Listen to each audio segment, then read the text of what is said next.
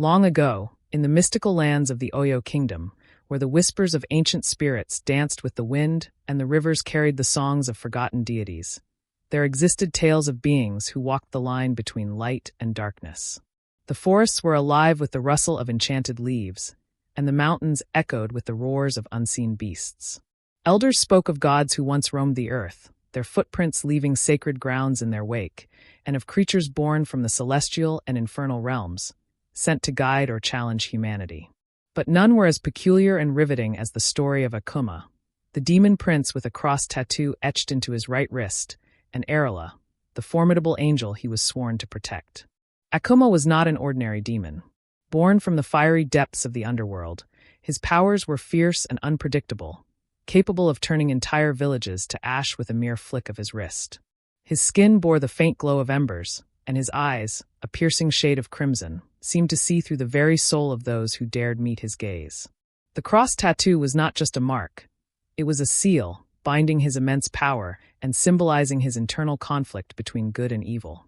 Each time he used his abilities, the tattoo would glow ominously, a reminder of the destructive force he kept at bay. He was a prince of shadows, the heir to the infernal throne, yet his destiny led him to the human realm as part of an ancient pact between the celestial and infernal realms.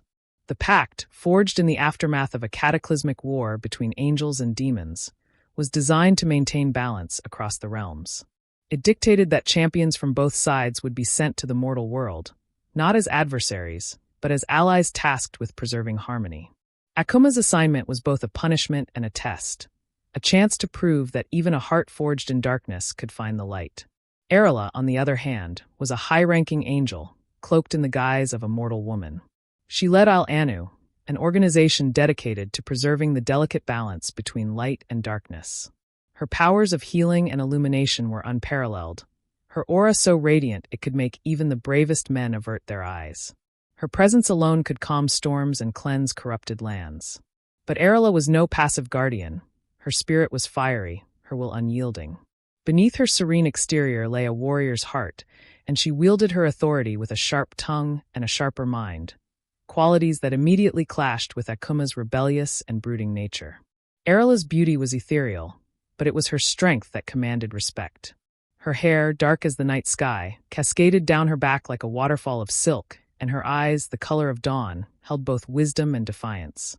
She had faced countless threats to the balance of the realms and emerged victorious each time. But nothing could have prepared her for the challenge of working with Kamma. From the moment they met, their interactions were a battlefield. Their first encounter took place in the Grand Hall of Obianuju, a space adorned with ancient runes and celestial symbols that pulsed with protective magic. Kamma entered the hall like a storm, his presence darkening the luminous glow of the room. Elle stood at the far end, her arms crossed, her expression unreadable. "So, you're the infamous demon prince," Elle said, her voice laced with amusement. "I expected someone taller." Kamma's lips curled into a smirk, his crimson eyes narrowing. "And I expected an angel with better manners. But I suppose all that light has blinded you to common courtesy." Their verbal duels became the talk of Obianuju, with many wondering how two such opposing forces could ever work together. Elle would mock Kamma's perpetual scowl, dubbing him Prince of Pouts, while Kamma retorted with sarcastic remarks about her blinding halo. Their banter was sharp, each word a spark in the growing tension between them. Yet, beneath the surface of their antagonism, there was an undeniable pull, a connection neither could explain nor deny. Their powers, though opposite in nature, resonated with an eerie harmony when combined. It was as if the universe itself had woven their fates together, binding them in ways they had yet to understand. Despite their differences, the ancient pact was clear. Kamma was bound to Elle, her protector in times of peril. And as the shadows of an impending threat loomed over the Oyo kingdom, their partnership would be tested in ways neither of them could have imagined. Little did they know, the journey ahead would not only challenge their abilities but also their hearts, setting them on a path that would redefine the very nature of love and destiny. Their uneasy alliance was soon tested. The kingdom of Oyo, known for its rich culture and mystical heritage, found itself under the shadow of an ancient threat. Adilola, a sorcerer whose heart had long been consumed by darkness, had returned from the depths of exile. Once a revered scholar of both celestial and infernal magic, Adelola's thirst for power had led him to forbidden rituals that corrupted his soul. His ambition knew no bounds. He sought to awaken Egbe Orinapati, the primordial chaos that could unravel the fabric of all realms. Egbe Orinapati was not merely a force. It was the embodiment of destruction, a cosmic entity that predated even the gods. Legends whispered that its awakening would dissolve the barriers between the mortal world, the celestial realm, and the underworld, plunging existence into an eternal abyss. The very balance Elle and Akuma were sworn to protect now teetered on the brink of collapse. Elle and Akuma were forced to join forces, their combined powers the only hope against the looming catastrophe. Despite their constant bickering and differing approaches, they both understood the gravity of the situation. For the first time, their personal grievances took a back seat to the greater threat looming over Oyo. The first battle took place in the enchanted forest of Igbo Ironmole, a place where the trees whispered secrets and shadows moved of their own accord. The forest was a living entity, older than any mortal memory, and it had seen countless battles between forces of light and darkness. The air was thick with ancient magic, and every step they took was met with resistance, branches reaching out like skeletal fingers and the ground shifting beneath their feet. Adelola's minions were not mere foot soldiers. They were twisted amalgamations of human and spirit, their forms shifting between the corporeal and the ethereal. Their eyes glowed with an unnatural light, and their voices echoed with the tormented screams of souls long lost. The battle was fierce. Akuma's demonic strength was a force of nature, his flames scorching the earth and turning shadows to ash. His every movement was precise, a deadly dance honed by centuries of combat. But brute strength alone was not enough. Erla's strategic brilliance shone as she directed their efforts, her mind a chessboard where every move was calculated for maximum impact. She weaved through the battlefield with grace, her light piercing through the darkness, healing allies and disorienting enemies. Her commands were sharp, her presence a beacon of hope amidst the chaos. Just when victory seemed within reach, Atilola unleashed his most insidious weapon, a curse designed to drain Erla's celestial energy. Dark tendrils snaked through the air, binding her in a cocoon of shadow that siphoned her light. Her radiant aura dimmed, and for the first time, Akuma saw a flicker of fear in her eyes. Without hesitation, Akuma roared, a sound that echoed through the forest like a thunderclap. His demonic fire erupted with unprecedented fury, a crimson inferno that shattered the dark enchantment. But it wasn't just his power that broke the curse. It was his determination, his refusal to let harm come to Erla. In that moment, Erla saw a side of him she had never witnessed before. Not just a warrior, but a protector who cared more than he let on. In the aftermath of the battle, as the forest settled into an uneasy silence, Erla approached Akuma. His chest bore a deep wound, a gash inflicted by one of Adelola's spectral blades. It was a wound that refused to heal, echoing with the curses of the underworld. Without a word, Erla placed her hand over the wound, her light seeping into his flesh. Her touch was gentle, her light soothing the rage and pain within him. The scar, one that had refused to fade for centuries, began to close, leaving behind only a faint mark. For the first time, Akuma felt something other than the burning desire for chaos. He felt the warmth of acceptance. Erla's touch not only healed his body, but also reached into the depths of his soul, quieting the storm within. Their eyes met, and in that silent exchange, an unspoken bond began to form. Though the battle was won, they knew their journey was far from over. Adilola had retreated, but his threat lingered like a shadow over the kingdom. As they prepared for the trials ahead, both Akuma and Erla carried with them the lessons of Igbo Ironmole. That even in the face of darkness, unity and trust could light the way forward. Their uneasy alliance had shifted, the seeds of something deeper taking root amidst the chaos. But with greater threats on the horizon, they would soon discover that their greatest battles were not just against external foes, but within their own hearts.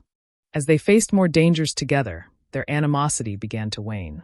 The sharp edges of their words softened, and the tension that once bristled between them evolved into something more complex. The teasing didn't stop. It became their language, a playful dance that masked deeper emotions neither dared to acknowledge openly. Erla began to notice the subtle changes in Akuma's demeanor.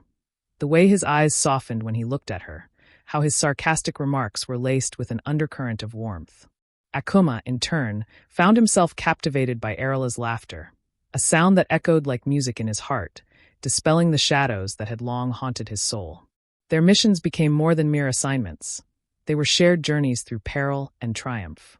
They learned to anticipate each other's moves in battle, their powers intertwining with a seamless harmony that was both awe-inspiring and intimate. The members of Anu began to notice the shift, their knowing glances and whispered bets about the inevitable change in their relationship, adding an undercurrent of humor to their dangerous lives. One fateful evening, after a grueling battle against Atalola's relentless forces, they found themselves alone by the banks of the Osun River. The night was unusually calm, the usual chorus of nocturnal creatures subdued as if nature itself held its breath. The moonlight danced on the water's surface, casting a serene glow that reflected in their weary eyes. The river, sacred and ancient, seemed to carry the weight of countless stories, and now it would bear witness to theirs. They sat in silence for a while, the only sound the gentle lapping of water against the shore. Kamma, uncharacteristically vulnerable, stared at the shimmering surface, his thoughts as turbulent as the battles they had fought. "Do you ever wonder," he began, his voice low and hesitant, "if we're just pawns in a game too vast for us to understand?" His fingers traced the outline of the cross tattoo on his wrist, the mark glowing faintly in the moonlight. Elle turned to him, her expression softening.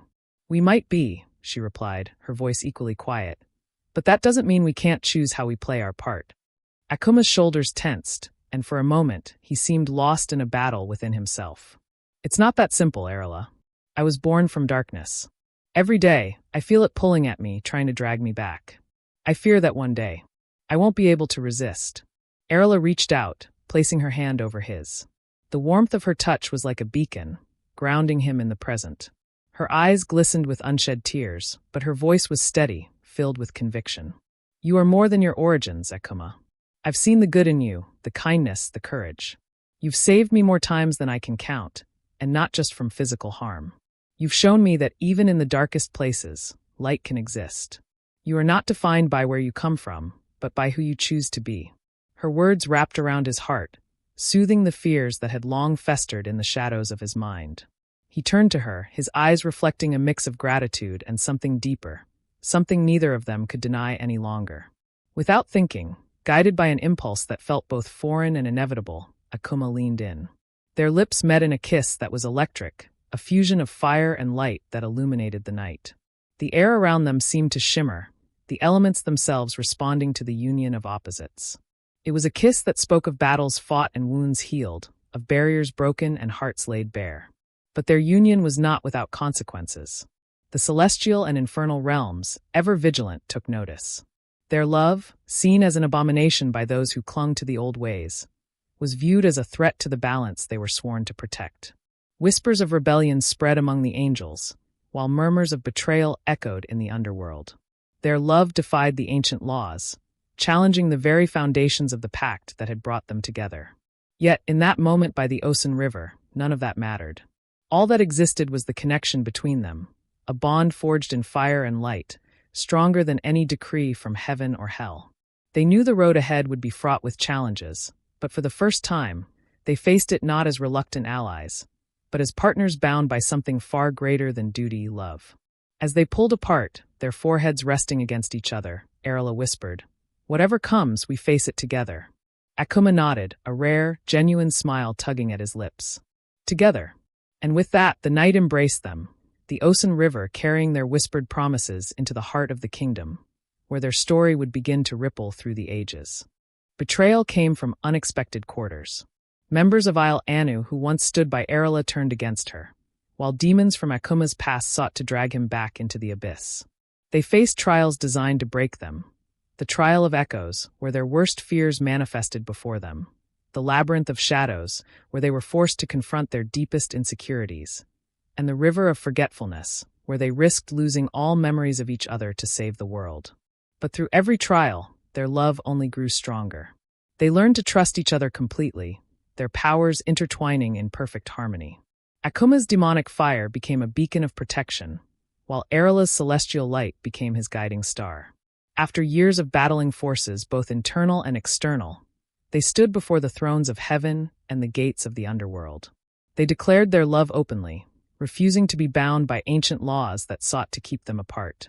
Moved by their unwavering devotion, the celestial and infernal councils relented, allowing them to marry. Their wedding was a spectacle unlike any other, a union of fire and light that lit up the skies of Oyo. Their love story became legend, passed down through generations as a symbol of hope and resilience. They ruled together, protecting the kingdom and maintaining the balance between good and evil. Their children inherited both angelic grace and demonic power, continuing the legacy of their extraordinary love. The tale of Kamma and Elle teaches us that love transcends all boundaries, whether they be of origin, nature, or destiny. It shows that our past does not define us. Rather, it is our choices and the love we nurture that shape who we are. No matter the obstacles, true love can conquer even the greatest trials, leaving a legacy that endures through the ages. And so, the demon prince and the angel boss lived on, not just in memory, but in the hearts of all who believed in the transformative power of love.